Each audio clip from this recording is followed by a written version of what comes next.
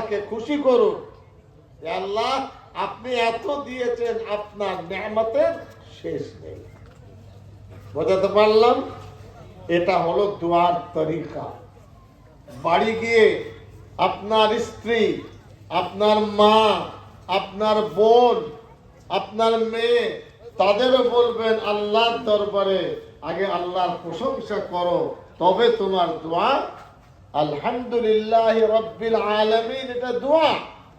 আল্লাহ বলছেন আমার দয়ার নবী 1,24,000 পয়গম্বর, কিছু বেশি কম হতে পারে, আমাদের দয়ার নবী আল্লাহর ডাকে 7 আসমান ভেদ করে আরশ কুরসি দেখেছেন।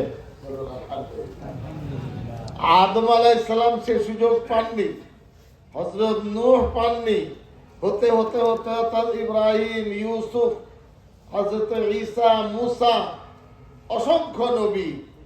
এই সুযোগ আমাদের দয়ার নবীকে আল্লাহ দিয়েছেন।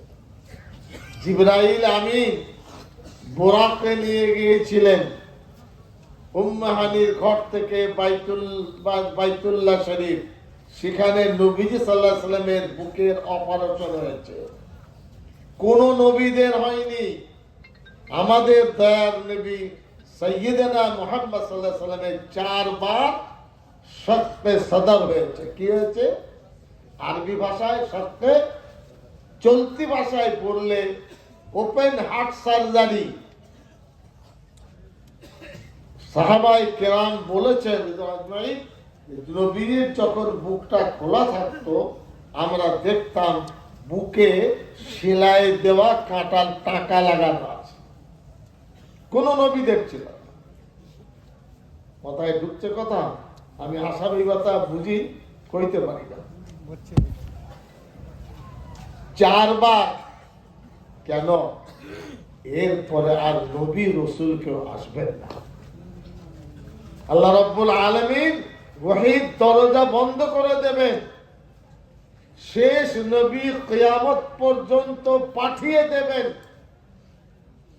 নবীজি সাল্লাল্লাহু আলাইহি সাল্লাম হযরত হালিমা সাদিয়া রাদিয়াল্লাহু আনহা, নবীজির দুধ মা, তার ঘরে তার ছেলের সাথে খেলাধুলো করছেন বাড়ির পাশে।